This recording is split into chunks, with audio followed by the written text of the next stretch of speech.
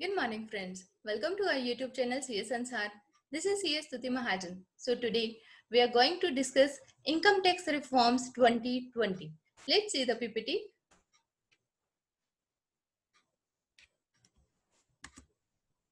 Let's see. Income Tax Reforms 2020. Faceless Assessment, Faceless Appeal, Taxpayers Charter. So vision क्या है? Looking ahead. Faceless, fear, fearless. PM's big new push for tax reforms. Transparent taxation, honoring the honest. Our Honorable Prime Minister Narendra Modi ji, in his video conference on transparent taxation, honoring the honest, announced to launch faceless assessment, faceless appeal, and taxpayers charter.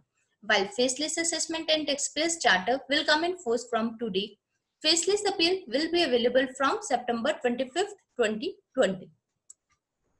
तो अब हम देखते हैं कि जो faceless assessment है, taxpayers charter है और जो फेसलेस अपील है, इनकी डेट्स क्या है. Faceless assessment will be applicable with effect from today. Taxpayers charter will be applicable with effect from today. Faceless appeal will be applicable with effect from 25th September 2020.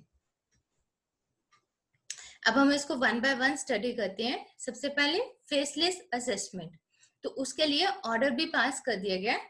This is the order. Benefits of faceless assessment, तो उसके benefits क्या होंगे. First one, ease of compliance for taxpayers, no human interference, transparency and efficiency, functional specialization, improvement in quality of assessment, expeditious disposal of cases. Features of faceless assessment, तो उसके हम features देखते हैं क्या है. First one, the selection of a taxpayer is possible only through system using analytics and artificial intelligence. तो human interference खत्म हो जाएगी. The system abolishes territorial jurisdiction. पहले क्या होता था, जिस एरिया का असेसी है उसी का जो असेसिंग ऑफिसर है उसी को असेस करने के लिए दिया जाता था. अब हो सकते हैं कि जो असेसी है वो दिल्ली का, लेकिन उसका जो असेसिंग ऑफिसर वो हो सकता है बॉम्बे का हो, तो इसलिए टेरिटोरियल जुरिस्डिक्शन खत्म कर दी गई है. A taxpayer may belong to a particular city, but the assessment order, the review and the finalization will take place in different cities. तो टेरिटोरियल जुरिस्डिक्शन खत्म कर दी. इसमें कोई अब ये मायने नहीं रखता कि सेम एरिया का असेसी और असेसिंग ऑफिसर होना चाहिए. Cases will be automatically allotted on a random basis. क्यों? सिस्टम के अकॉर्डिंगली रैंडमली केसेस जो है अलॉट कर दिए जाएंगे. There will be no need for the taxpayer to visit the income tax office or the officer. तो income tax department जाने की उसको कोई नीड नहीं है इसके लिए. The appellate decision will be team based and review. तो वो team based और review basis के ऊपर उसका जो decision है वो आएगा. ई असेसमेंट इकोसिस्टम, अब इसको हम डायग्रामेटिकली भी स्टडी करते हैं.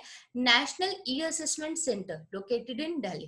अब सारा का सारा सेंट्रलाइज कर दिया, तो उसके अंदर नेशनल ई असेसमेंट सेंटर बना दिया. वो हमारा हो गया दिल्ली के अंदर. बाकी जितनी भी स्टेट्स हैं, जितने भी सिटीज हैं, जितने भी सेंटर्स हैं, वो सब हमारे क्या आ गए, regional E assessment centres based in आपका कहीं पे भी आ गया, जैसे Delhi, Poona, Mumbai, Bengaluru, Chennai, Kolkata, Hyderabad, Ahmedabad.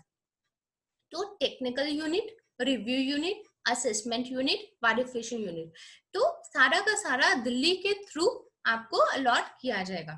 National e assessment centre directly allocates cases for technical review, assessment and verification units through automated allocation system. तो कोई भी असेसी है उसका डाटा कहाँ जाएगा, सीधा दिल्ली में नेशनल ई असेसमेंट सेंटर.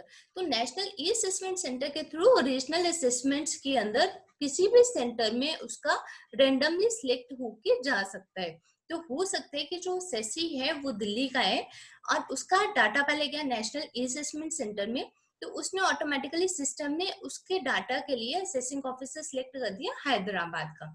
तो इस वे से फेसलेस असेसमेंट आपको कोई नीड नहीं है, ना तो टैक्स पेयर को ये नीड है जानने की कि उसका असेसिंग ऑफिसर कौन है, ना ही असेसिंग ऑफिसर को ये नीड है जानने की कि उसका टैक्स पेयर कौन है. एक्सेप्शंस टू फेसलेस असेसमेंट, लेकिन इसकी कुछ एक्सेप्शंस है.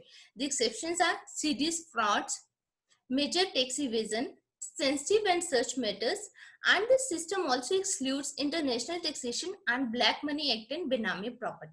So ये वाले जो केसेस हैं, इन केसेस में अभी भी पहले की तरह ही असेसमेंट जो है वो की जाएगी. सेकेंड वन, अब हम स्टडी करते हैं फेसलेस अपील, जो कि एप्लीकेबल होगा 25 सितंबर 2020 से. फीचर्स ऑफ फेसलेस अपील, तो इसके फीचर्स क्या है? Appeals to be randomly allotted to any officer in the country. Same way में कि टेरिटोरियल जुरिसडिक्शन जो है वो खत्म कर दी गई है. The identification of the officers deciding appeal will remain unknown. तो कौन ऑफिसर है, कौन टैक्स पेयर है, उसकी कोई आइडेंटिफिकेशन आपको नहीं दी जाएगी. The taxpayer will not be required to visit the income tax office of the officer. तो आपको ना तो इनकम टैक्स ऑफिसर के पास आना, ना इनकम टैक्स डिपार्टमेंट में जाने की नीड है. The appellate decision will be team based and review. तो सेम वे में फेसलेस असेसमेंट जैसे हमने स्टडी किया है, उसी वे में फेसलेस अपील भी होगी. एक्सेप्शंस टू फेसलेस अपील, तो सेम वे में इसकी भी कुछ एक्सेप्शंस हैं. Serious frauds, major tax evasion, sensitive and search matters. The system also excludes international taxation and black money act and benami property. तो ये सारे केसेस के केस में पहले की तरह ही असेसमेंट होगी, पहले की तरह ही अपील होगी. ये अभी फेसलेस असेसमेंट और फेसलेस अपील में ये केसेस उन्होंने कवर नहीं किए हैं, करने भी नहीं चाहिए अभी. Third one, tax payer starter. तो अब हम स्टडी करते हैं टैक्स पेयर स्टार्टर के अंदर क्या. टैक्स पेयर स्टार्टर के अंदर यू हैव द राइट, आपको राइट दिए गए हैं. Right to be treated with fairness and impartiality. तो ये राइट्स किसको दिए गए हैं? असेसिस को, टैक्स पेयर्स को, असेसिस को राइट्स दिए गए हैं. Right to be treated with fairness and impartiality, right to be treated as honest and tax compliant, right for certainty, right for assistance and information from the tax departments, right to pay no more than the correct amount of tax, right not to be subject to retrospective taxation, right to minimize compliance cost, right to be advised and represented by any person on taxation matters, right to appeal, right to privacy and confidentiality of the information we hold about you, right to know what information we told about you, right for the licit arrangement of your tax affairs that minimize the tax liability, right to request a payment plan, right to complain about a service. तो जो tax payers हैं उनको ये rights दिए गए हैं कि ये उनके राइट्स हैं, लेकिन राइट्स के साथ साथ टैक्स पेयर चार्टर के अंदर क्या बोला गया है कि अगर एसएससी के राइट्स हैं, टैक्स पेयर के राइट्स हैं, तो उनकी ऑब्लिगेशंस भी हैं कुछ. तो उनकी क्या ऑब्लिगेशंस है, इसको भी हम जल्दी से स्टडी कर लेते हैं, ओवरव्यू ले लेते हैं इसका भी. Your obligations, obligation to be honest, obligation to be compliant and cooperate when you deal with the tax departments, obligation to keep proper records in accordance with the law, obligation to file proper and complete tax documents and effect payments by the statutory due dates, obligation to inform the tax departments about changes in circumstances, obligation to know your tax responsibilities and the consequences for non-compliance. तो जहां हमें right दिए गए हैं कि हमारी faceless assessment होंगी, faceless appeals होंगी, टैक्स पेयर्स को ऑनरिंग द ऑनेस्ट उन्होंने कहा है, तो वही उन्होंने आपकी ऑब्लिगेशंस भी दे दिए हैं कि आपको भी टैक्स पेयर्स को भी वेरी फेयर एंड ट्रू होना चाहिए. सो इस सब के साथ ease of compliance for tax payers, जो कि हमारे मोदी जी का मोटो है, ease of compliance for the tax pairs.